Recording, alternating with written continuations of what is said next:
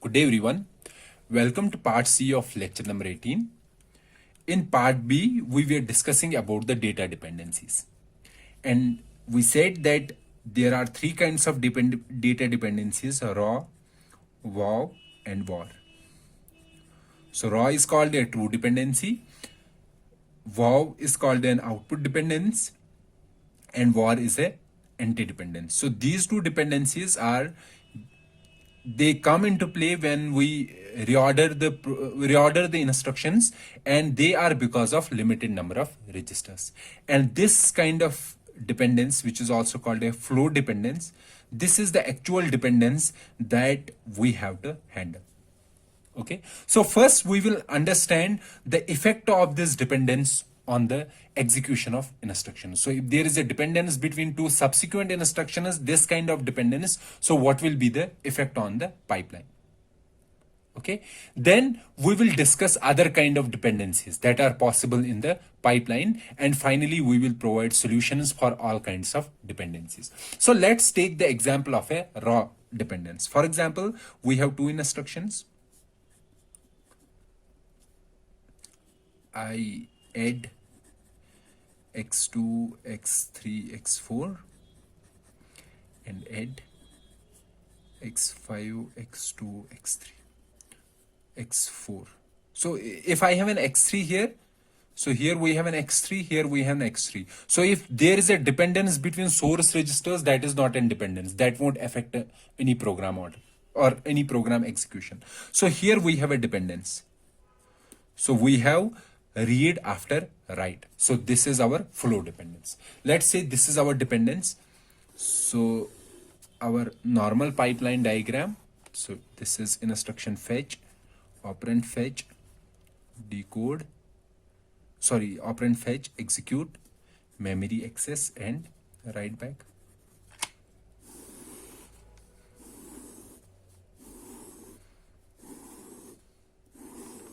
Okay, so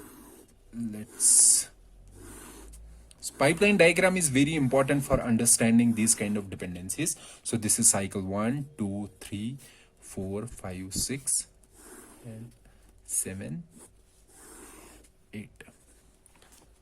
Okay, so I have made 8 cycles here. So in the first cycle, I1 is here, so we don't have any issue. So for I1 we don't have any issue. We have an issue in I2. Okay, so in the second cycle, I1 will reach here, I2 will be here. Okay, and in the third cycle, I1 will come here.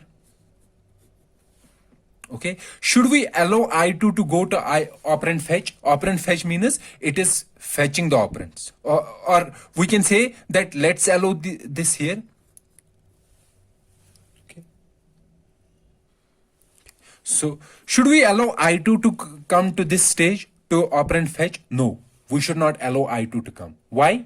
Because I2, if it comes to operand fetch, that means it will read its source operands. And what are its source operands? X2 and X3. However, X2 is generated by instruction I1, and instruction I1 is in execute stage. So instruction I1 will write this register, this X2 register on which instruction 2 is dependent. It will write in the write back stage. Okay, so we have to make this instruction I2 to wait till I1 reaches in the register write back, or we can say till I1 completes its execution. So we will keep I2 in instruction fetch. So in the third cycle, instruction I2 will remain in fetch. Okay, and there won't be anything in the operand fetch. Now in the fourth cycle, I1 will reach to memory access and I2 will remain here only. Okay, so there won't be anything in the operand fetch. Okay, then I1 will come to write back. Okay, and I2 will still be here. Now after completing the write back, that is in the at the end of fifth cycle, I1 will have written its value in the X2. Now I2 can read the correct value of X2. Now we can allow in the sixth cycle I2 to come to which stage? Operand fetch. Then in the seventh cycle here, in the eighth cycle here, and in the ninth cycle, it will complete its execution. Okay, so if you can see how many vacant slots are there in each stage, for example, this stage or this stage or this stage. So how many vacant cycles are remaining? 3 are vacant cycles. That means in case of raw dependence, there is penalty of 3 cycles. So if there was no dependency, let's say there was no dependency, okay, I1 and I2 was not having any dependency, then I1 would have I2 would have completed in the 6th cycle. So in that case, 6 cycles would have been required to complete the processing. That is the idle performance. Idle CPI is, or we can say 6 cycles to complete how many instructions? 2 instructions. So CPI will be 6 divided by 2, that is 3. However, because of this dependency, the I2 has completed in which cycle? 9th cycle. That means 9 cycles are required to complete 2 instructions. Basically, 6 are our actual cycles and 3 vacant cycles that remain here because of this dependency. Okay, and CPI is equal to 9 divided by 2, that is 4.5. And here you can easily compare the difference. So because of this dependency, there is increase in CPI, or we can say decrease in IPC, because IPC is reciprocal of CPI. Okay. So we can say when there is a raw dependence between 2 subsequent instructions, instruction 1 and instruction 2, then how many bubbles will be there? There will be 3 bubbles or 3 penalties. So for each, so I will write here. So we can say for each raw dependence, we have penalty of 3 cycles, or we have 3 bubbles in the pipeline. Okay, fine. Now, for example, let's take, we have these instructions, I1, I2, and I3. I1 is add x2, x3, x4. I2 is, let's say, subtract x5, x6, x7. And I3 is add x9, x2, x8. Okay. So let's again make a pipeline diagram.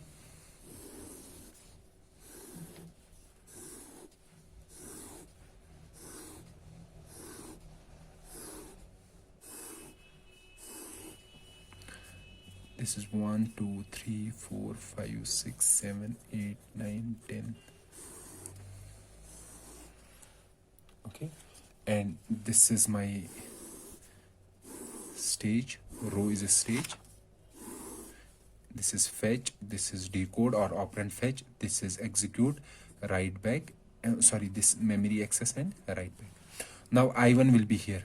So you can see here, is there dependence between I1 and I2? No. Is there dependence between I2 and I3? No. However, there is dependence between I1 and I3.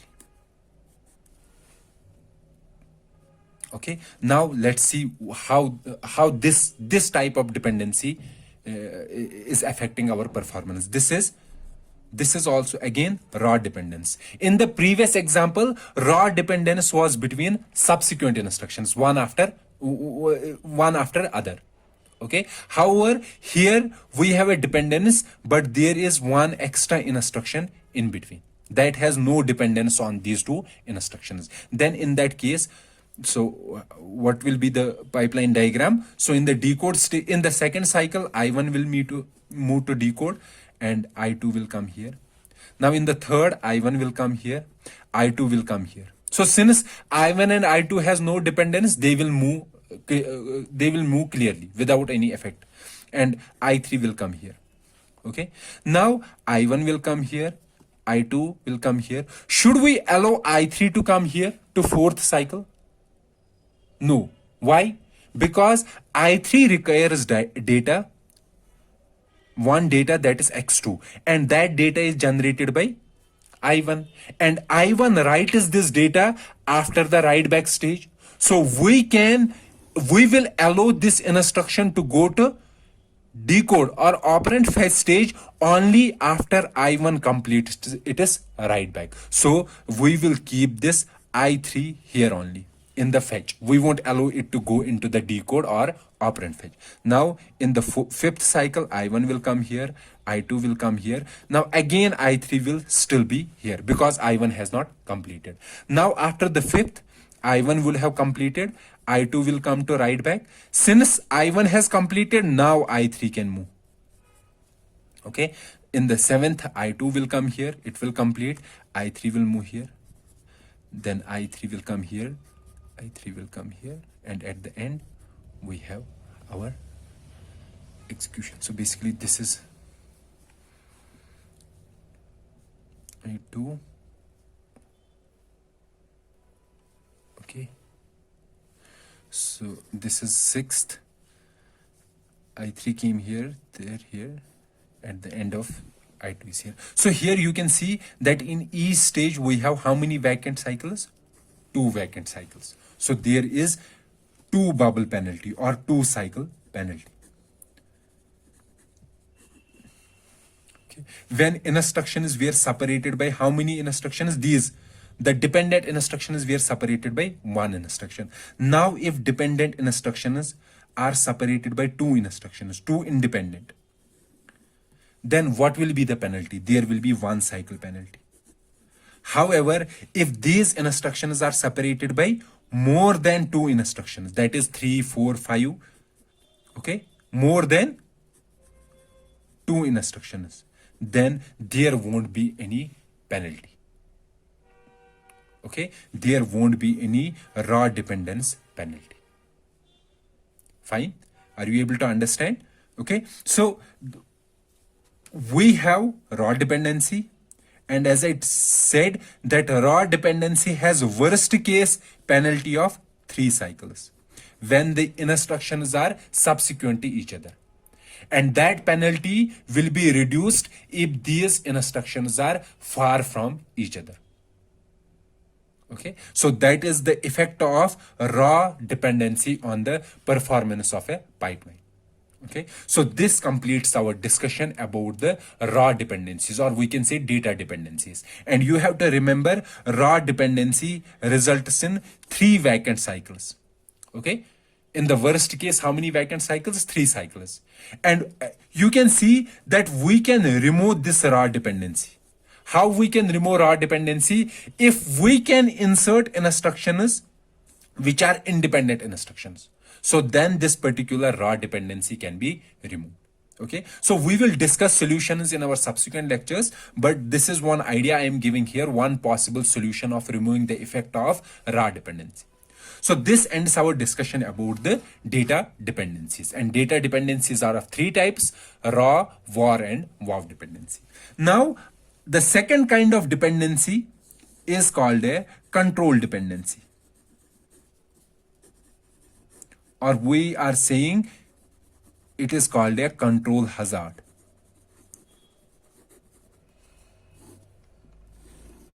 So this kind of control dependency is because of branch instructions. Okay, and because these branch instructions, they change the flow of operation, they change the operational flow, okay, flow of execution, and because of change in flow, if they are not taken into consideration, they are not handled in a pipeline, they will result in incorrect execution. For example, let me make you understand with the help of an example. Let's take an example. Let's say we have instructions I1, I2, I3, and for example, I12, okay, then I13, and so on, I3, I4. Let's say I2 is branch instruction, and we know any branch instruction,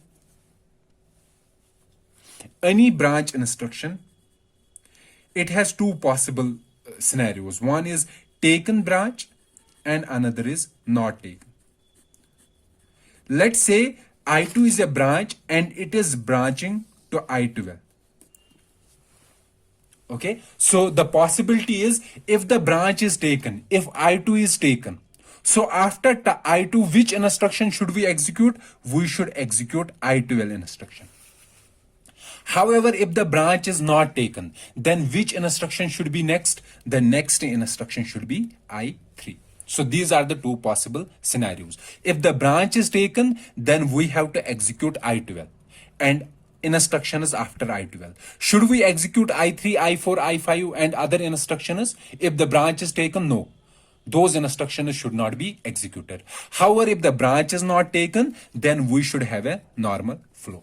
Now let's take the pipeline. And we know when we in a pipeline or in the 5 stages, when are we sure that whether the branch is taken or not? When is that particular signal generated? Is branch taken? The outcome of a branch is determined in the execute stage. So before the execute stage, we don't know whether the branch is taken or not. So only in the execute stage, we can know whether the branch is taken or not. So let's make a pipeline diagram for this particular scenario.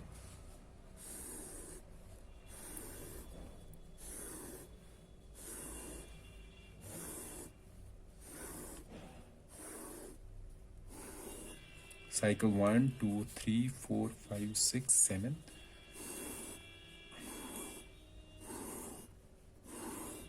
This is our instruction fetch, operand fetch, execute, memory access and write back. Okay, let's see. The first we will fetch I1. In the next cycle, I1 goes here, I2 will come here. Now since I2 is branch, but do we know whether the branch is taken or not? In the fetch stage, we don't know. Okay, so we won't do anything. Now I1 will come here, execute. Now I2 will be in operand fetch. It will fetch I3. Okay, why it will fetch I3? Because at this particular point, it does not know whether the branch is taken or not. So we are allowing all the instructions to go into the pipeline. Now I1 will come here. Now I2 will come here. I3 will come here and I4 will be here. Now at this particular stage, at the end of execute stage, I2 has been executed. So at this particular point, we will know whether the branch is taken or not. If the branch is not taken, then what should have been the next instruction after I2? The next instruction should have been I3. And in the pipeline, you can see the next instruction is I3. Okay, then it is working clearly in a correct manner. However, if the branch is taken, then what should be the next instruction after I2? The next instruction after I2 should be I12. However, in this pipeline, is the next instruction I12? No, the next instruction is I3. So if the branch is taken and we allow these instructions to go into the pipeline, okay, then after this, for example, we are fetching now I12. However, these two instructions, I3 and I4, they are moving into the pipeline.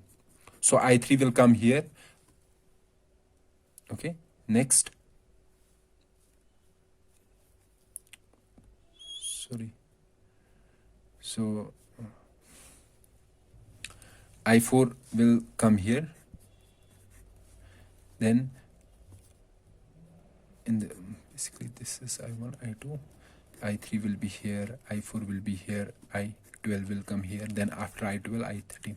So instructions are getting executed. However, because the branch is taken, these two instructions are in the wrong path.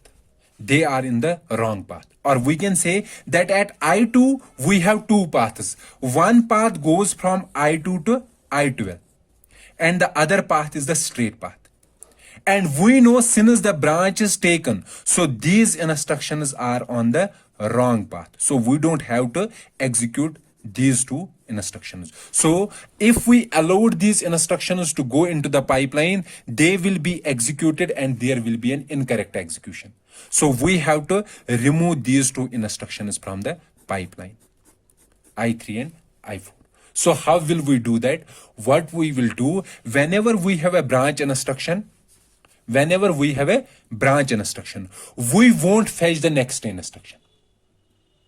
Why? Because there is a possibility if the branch is taken, then we don't have to execute the next instruction. So we will wait up to the execute stage, and at the execute stage we will be well sure whether the branch is taken or not, and if the branch is taken or not, we will accordingly fetch the next instruction. So the actual correct execution should be like this.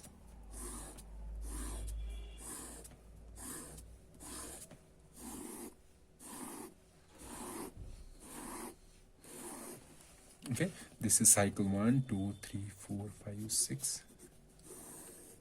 Instruction fetch, operand fetch, execute, memory access, and write back.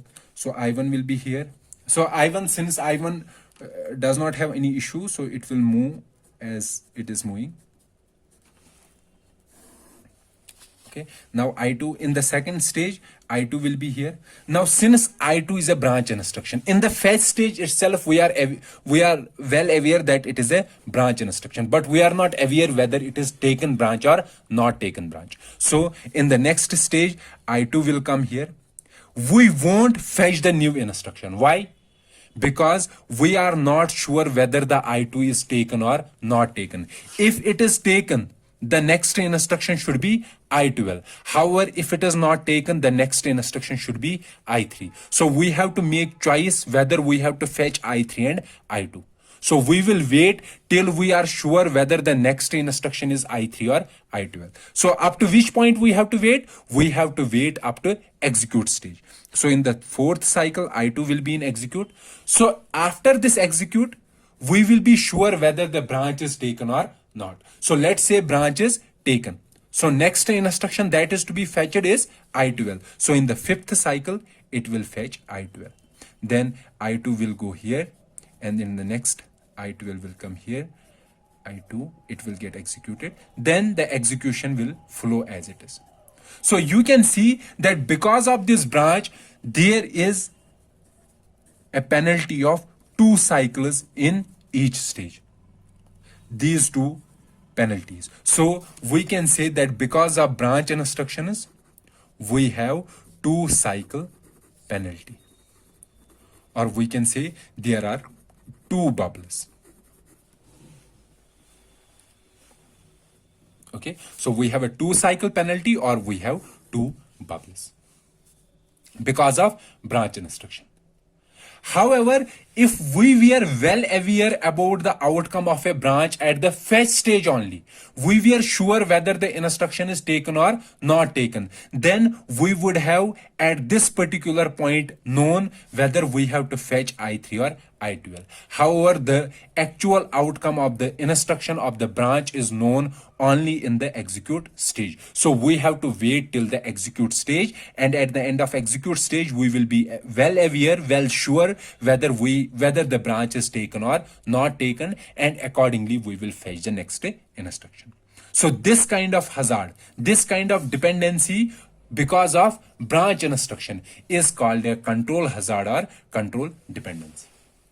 And the solution will be how we can remove these 2 slots, or how we can make sure that how the scenario in a sense that how we will stall our fetch stage, how we will inform this fetch stage that you have to wait till the execute stage, and how we will solve this problem, how we will handle the control hazard, how we will be able to remove these 2 penalties. Those will be the discussion in the solutions. Those will be discussed in our solutions lecture.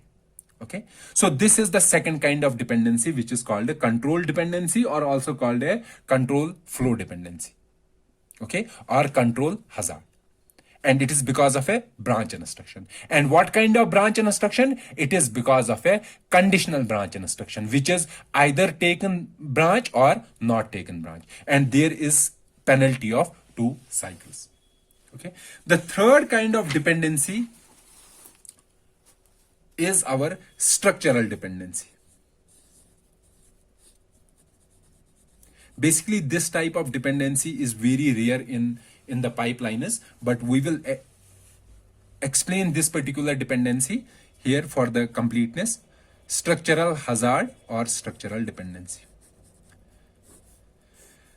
This dependency will be there if 2 instructions are trying to access same resource at same time. Okay, if 2 instructions are trying to access some resource at the same time, we know that only one can access this at one time, so other instruction has to wait. Okay, for example, let's say we have a memory